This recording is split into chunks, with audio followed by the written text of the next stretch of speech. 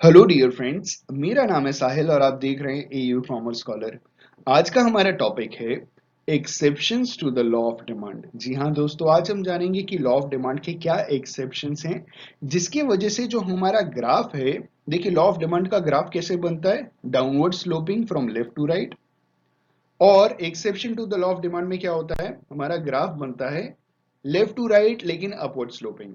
तो हम exception to the law of demand आज स्टडी करेंगे और जानेंगे कि क्या क्या exception to the law of demand है। आइए शुरुआत करते हैं।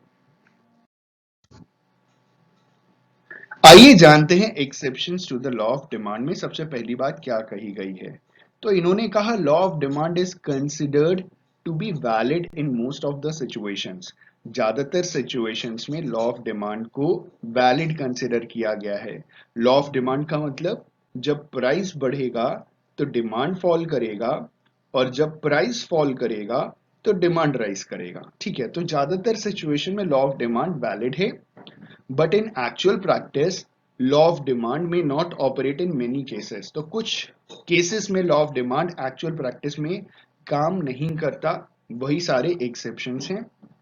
We observe that sometimes more quantity is demanded at a higher price and less of it is purchased at lower price। जी हाँ दोस्तों, कई बार ऐसा होता है कि कोई चीज अगर महंगी मिल रही होती है, जिसका रेट ज्यादा होता है ना, प्राइस ज्यादा होता है, तो उसकी डिमांड बहुत ज्यादा होती है।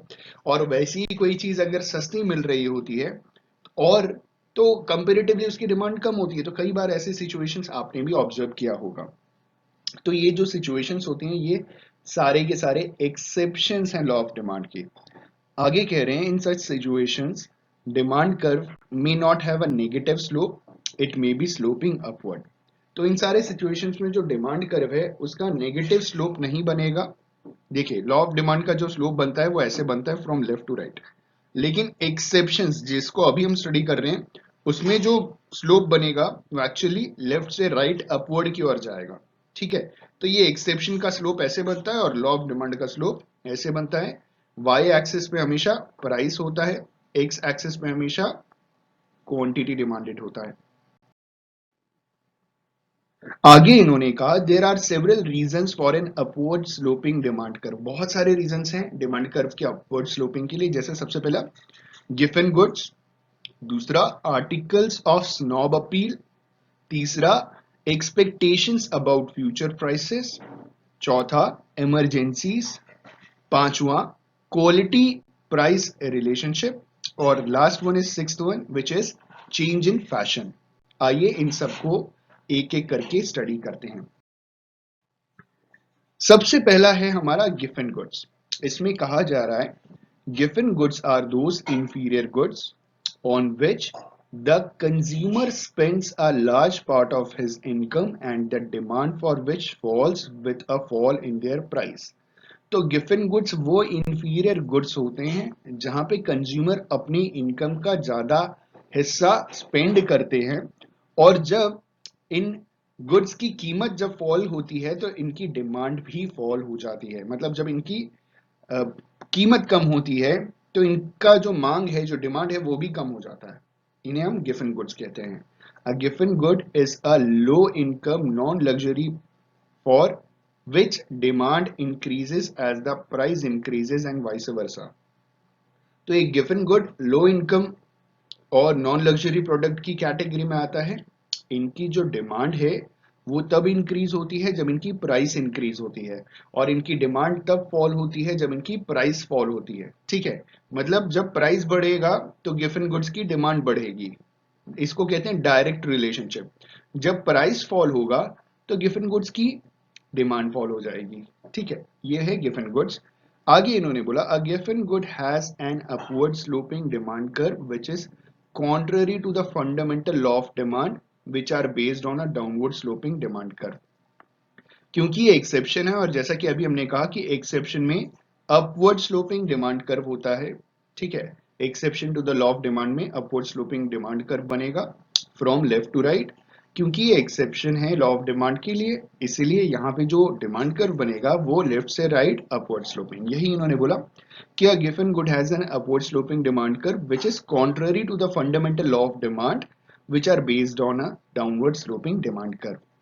आगे कह रहे हैं demand for given goods is heavily influenced by lack of close substitute and income pressures. तो जो गिवन गुड्स की जो डिमांड है वो बहुत ज्यादा प्रभावित होती है क्योंकि उसके क्लोज सब्सटीट्यूट्स नहीं है, लैक ऑफ क्लोज सब्सटीट्यूट, ठीक है, और इनकम का प्रेशर है जिस वजह से जिनकी इनकम कम होती है वो लोग ज्यादा डिमांड करते हैं गिवन गुड्स की। ठीक है, आगे बढ़ते हैं। जो दूसरा एक्सेप्शन है गिवन गुड के बाद वो है आर्टिकल्स ऑफ स्नॉब अपील। अब आर्टिकल्स ऑफ स्नॉब अपील कहते हैं किसको हैं? देखिए, आर्टिकल्स ऑफ स्नॉब अपील वो सारे के सारे कमोडिटीज या गुड्स होते हैं जो बहुत ज्यादा लग्जरी होती हैं, जिसे हम एक हिसाब से कंसीडर करते हैं अल्ट्रा लग्जरी। जो बेसिकली जो बहुत रिच लोग होते हैं ना, वो शो ऑफ करने के लिए ये सारी चीजें खरीदते हैं। इनकी उनको जरूरत नहीं होती, लेकिन सोसाइटी में दिखाना है कि मैं बहुत रिच हूं। ठीक है, स्टेटस सिंबल हो गया, प्रेस्टीज हो गया। आइए देखते हैं यहाँ पे क्या लिखा है। The law of demand does not apply to the commodities which serves as status symbol, increase social prestige or are a source of display of wealth and richness। Law of demand कहां apply नहीं होता है? जो status symbol वाले commodities होते हैं, वो सारे के सारे गुड्स एंड सर्विसेज जो सोशल प्रेस्टीज बढ़ाने में मदद करते हैं या अपने वेल्थ और रिचनेस दर्शाने में मदद करते हैं, तो वहां पे लॉ ऑफ डिमांड काम नहीं करता। वो एक्सेप्शन हो गया। This is a genuine exception to the law of demand. ठीक है, ये जेन्युइन एक्सेप्शन है लॉ ऑफ डिमांड का। The demand curve for such an item will be upward sloping. तो यहाँ पे डिमांड कर्व ऐसे आइटम के लिए अपवर्ड स्लोपिंग होगा। तो हमेशा याद रखिएगा कि exception to the law of demand में जो भी हम कर्व बनाते हैं ना, वो लेफ्ट से राइट साइड अपवर्ड स्लोपिंग होता है। जो अगला हमारा पॉइंट है वो ये है कि एक्सपेक्टेशंस अबाउट फ्यूचर प्राइसेस। ठीक है, कि भविष्य में इसकी प्राइसेस बढ़ेगी या घटेगी, उसके ऊपर आज की डिमांड निर्भर करती है। जैसे इन्होंने कहा, if the price of a commodity is rising today and it is likely to rise more in future, people will buy more even at the existing higher price and store it up। मतलब आप समझ रहे हैं कि अगर किसी commodity की अभी बहुत ज्यादा कीमत बढ़ी हुई है और बढ़ती चली जा रही है, और अगर लोग ये एक्सपेक्ट कर रहे हैं कि फ्यूचर में इसकी कीमत और बढ़ेगी और इंक्रीज हो जाएगी फ्यूचर में इसकी प्राइस, तो लोग क्या करेंगे, उसे और ज्यादा खरीद करके अपने पास रखेंगे एट एग्जिस्टिंग हायर प्राइसेस। मतलब अभी भी बढ़े हुए रेट पे ही खरीदेंगे बहुत सारा और उसे खरीद करके स्टोर कर लेंगे। तो ये एक exception to the law of demand हो गया। जैसे एग्जांपल के तौर पे कोरोना वायरस के चक्कर में लॉकडाउन होने से पहले लोगों ने क्या किया था, अपने घर में स्टॉक मेंटेन करने शुरू कर दिए थे। ठीक है, क्योंकि लोगों को मालूम था कि गुड्स एंड सर्विसेज सब खत्म फॉर द नेक्स्ट 21 डेज, जितने दिन के लिए लॉकडाउन होने वाला है। ठीक, आपको मालूम होगा ना, 21 डेज के लिए लॉकडाउन। तो गुड्स नहीं मिलेगा तो देखिए, सर्विसेज हम स्टोर नहीं कर सकते लेकिन गुड्स खरीद करके स्टोर कर सकते हैं।